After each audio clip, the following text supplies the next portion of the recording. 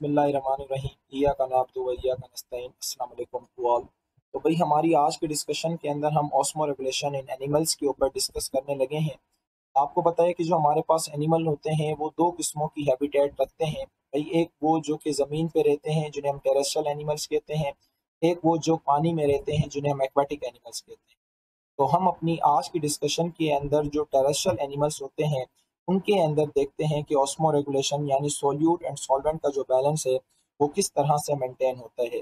तो भाई आपकी किताब लिखती है कि हमारे पास जो टेरेस्ट्रियल एनिमल्स होते हैं उनमें जो आर्थ्रोपोड्स हैं और जो वर्टिब्रेट्स हैं इनको सक्सेसफुल कंसीडर किया जाता है, क्योंकि इनके अंदर बहुत सारे ऐसे मैकेनिज्म पाए जाते हैं जिनकी मदद से ये ऑस्मो रेगुलेशन को क्या करते हैं, मेंटेन करते हैं।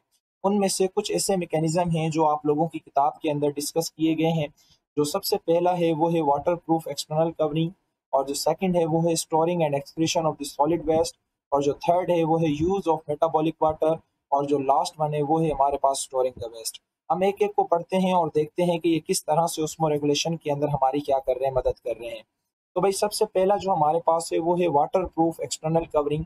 देखिए हमारे पास जो बर्ड्स होते हैं या जो मैमल्स होते हैं या जो रेप्टाइल्स होते हैं, इनकी जो स्किन होती है ना, स्किन उसको कहा जाता है एपिडर्मिस। अब आपको पता है ये जो एपिडर्मिस है ये बनी हुई होती है एपिडर्मल सेलों की, ठीक है। अब ये जो एपिडर्मल सेल है ना, इनके अंदर एक अदद प्रोटीन पाई जाती है और उस प्रोटीन का नाम है केराटिन। अब ये जो केराटिन प्रोटीन है ना, ये इनकी स्किन से वाटर का लॉस होने नहीं देती और इस तरह से इनके अंदर ऑस्मो रेगुलेशन मेंटेन होती है। दूसरा, इनके जो स्किन वाले सेल होते हैं ना, ऊपर वाले सेल, वो क्या हो जाते हैं, डेड हो जाते हैं। क्यों हो जाते हैं, ये एक बड़ा टॉपिक है, फिलहाल इसको छोड़ दें। तो ये जो डेड सेल है ना, ये भी यहाँ से पानी का लॉस होने नहीं देते। तो एक तो इनकी स्किन के जो सेल होते हैं वो डेड होते हैं, दूसरा यहाँ पे एक प्रोटीन पाई जाती है जिसका नाम क्या है, केराटिन। यहाँ पे लिखा भी होगा, ये लिखा हुआ है केराटिन। तो इस केराटिन प्रोटीन की वजह से इनकी एपिडर्मिस को कहा जाता है केराटिनाइज एपिडर्मिस। तो ये दोनों क्या करते हैं, ये डेड सेल और ये केराटिन प्रोटीन, तो ये यहाँ से पानी का लॉस होने नहीं देते और इस तरह से इनके अंदर ऑस्मो रेगुलेशन क्या होती है, मेंटेन होती है। जबकि हम आर्थ्रोपोड्स की बात करें तो आर्थ्रोपोड्स के ऊपर जो एक्सटर्नल कवरिंग होती है उसको क्यूटिकल कहा जाता है। और आप सब लोगों को पता है कि ये जो क्यूटिकल है ये वैक्स की बनी हुई एक लेयर है और ये वाटर रिपेलेंट होती है, कभी भी पानी का लॉस होने नहीं देती। तो इस वजह से कहा जाता है हमारे पास जो आर्थ्रोपोड्स और जो वर्टिब्रेट्स हैं वो क्या हैं, सक्सेसफुल हैं। एक तो रीजन हो गया हमारे पास ये। अच्छा, हमारे पास जो सेकंड रीजन है वो ये है कि यूज ऑफ मेटाबॉलिक वाटर। तो आप लोगों ने कभी कभी कैमिल को देखा होगा, तो कैमिल के ऊपर इस तरह से एक चीज बनी हुई होती है, इसको कहा जाता है हम्प।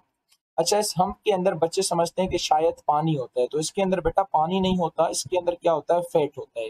तो जब ये कैमिल रेगिस्तानी इलाकों में चलता है, बड़े रूट पे जब चलता है जहाँ पे दूर दूर तक पानी नहीं होता, तो इस हम्प के अंदर जो है वो फैट मौजूद होता है, ठीक है। तो जब इसको पानी की जरूरत पड़ती है तो ये क्या करता है, इस फैट की मेटाबॉलिज्म करता है, यानी इस फैट को तोड़ता है। तो इससे इसको एनर्जी भी मिलती है और दूसरा इससे इसको वाटर मिलता है, और उसी पानी को ये इस्तेमाल करके अपनी ऑस्मो रेगुलेशन को क्या करता है, मेंटेन करता है। इसी तरह से कैंगरू रेट है, ये स्क्रीन पे आप लोगों को नजर आ रहा होगा, ये भी यही काम करता है, अपने फैट को तोड़ता है और वहां से जो पानी निकलता है उससे अपनी ऑस्मो रेगुलेशन को क्या करता है, मेंटेन करता है। तो यानी कि इस वो वाटर जो कि किसी चीज के मेटाबॉलिज्म से बने तो उसको मेटाबॉलिक वाटर कहा जाता है। तो ये क्या करते हैं, कैमिल और कैंगरू अपने मेटाबॉलिक वाटर से अपनी ऑस्मो रेगुलेशन को क्या करते हैं, मेंटेन करते हैं। अच्छा, हमारे पास नेक्स्ट जो है वो है storing and excretion of the solid waste. भाई वो एनिमल जो कि यूरिक एसिड को एज अ नाइट्रोजीनियस वेस्ट अपनी बॉडी से बाहर निकालते हैं। अच्छा देखिए, नाइट्रोजीनियस वेस्ट उस वेस्ट को कहा जाता है जो कि प्रोटीन के मेटाबॉलिज्म से बने। और जब भी बर्ड्स, इंसेक्ट्स या रेप्टाइल्स के अंदर प्रोटीन का मेटाबॉलिज्म होता है तो इनके अंदर जो नाइट्रोजीनियस वेस्ट बनती है वो यूरिक एसिड होती है। अब ये क्या करते हैं, इस यूरिक एसिड को कुछ देर के लिए अपने क्लोएका या वेंट के अंदर क्या करते हैं, स्टोर करते हैं। अब आपको पता है ये जो क्लोएका और जो वेंट है ये इनकी कॉमन ओपनिंग होती है, जहां से ये एक को भी ले आउट करते हैं, जहां से ये मैटिंग भी करते हैं और यहीं से ये एक को भी ले आउट करते हैं और वेस्ट वगैरह को भी बाहर निकालते हैं। तो इस कॉमन ओपनिंग को क्या कहा जाता है, वेंट कहा जाता है या क्लोएका कहा जाता है। ये क्या करते हैं, कुछ देर के लिए यहाँ पे यूरिक एसिड को स्टोर करते हैं। अब जब यहाँ पे ये यूरिक एसिड को स्टोर करते हैं तो यहाँ पे वाटर भी मौजूद होता है, क्योंकि एक सॉलिड कंपाउंड है। तो जब ये यूरिक एसिड को यहाँ पे स्टोर करते हैं तो वाटर इस यूरिक एसिड के अंदर इनसॉल्युबल होता है। तो जितना भी पानी होता है वो सारा का सारा रीएब्जॉर्ब होकर इसकी बॉडी के अंदर चला जाता है, और ये जो यूरिक एसिड है ये इसकी बॉडी से निकल के कहाँ चला जाता है, बाहर चला जाता है। और इस तरह से इसके अंदर ऑस्मो रेगुलेशन क्या होती है, मेंटेन होती है। अब आप देखें कि अगर इसके अंदर यूरिक एसिड को स्टोर करने की एबिलिटी ना होती तो जो भी यूरिक एसिड, जो भी पानी होता, वो सारा इसकी बॉडी से बाहर चला जाता और नतीजे में इसकी बॉडी के अंदर कभी भी ऑस्मो रेगुलेशन मेंटेन ना होती।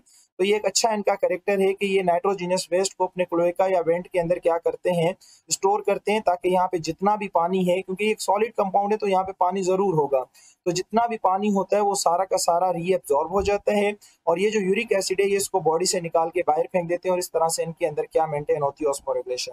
तो ये कहते हैं कि in cloaca water is reabsorb into the whole body, तो जितना भी पानी होता है वो बॉडी के अंदर रीअब्सॉर्ब हो जाता है उससे पहले कि ये रिमूव हो जाए इसकी बॉडी से। तो ये एक इनका अच्छा करेक्टर होता है जिसकी वजह से इनको सक्सेसफुल कहा जाता है। अच्छा, उसके बाद हमारे पास जो लास्ट है वो है स्टोरिंग दी नाइट्रोजीनियस वेस्ट। भाई कुछ मैमल्स ऐसे होते हैं जो कि यूरिया को क्या करते हैं, अपनी किडनी के अंदर स्टोर करते हैं। अब ये यूरिया भी क्या है, एक किस्म का नाइट्रोजीनियस वेस्ट है, यानी प्रोटीन के मेटाबॉलिज्म से बनता है और ये हमारी बॉडी के अंदर बनता है और हम मैमल्स की कैटेगरी के अंदर आते हैं।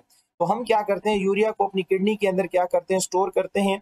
और आपको पता है कि यूरिया क्या है, एक किस्म का सॉलिड कंपाउंड है, तो इसके पीछे बहुत सारा वाटर होगा।